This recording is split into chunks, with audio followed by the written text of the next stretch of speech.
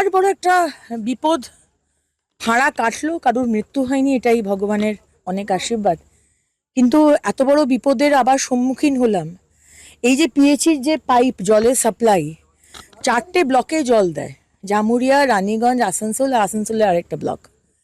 প্রায় 52টা গ্রামেই জল যায়।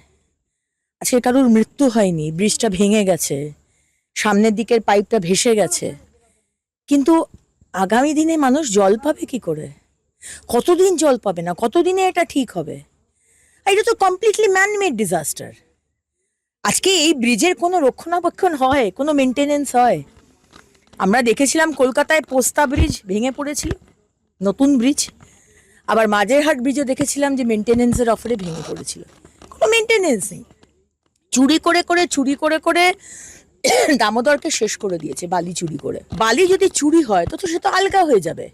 আমার তো লাগছে যে আরো আরো কিছু ব্রিজ আবার ভেঙে না যায়, যা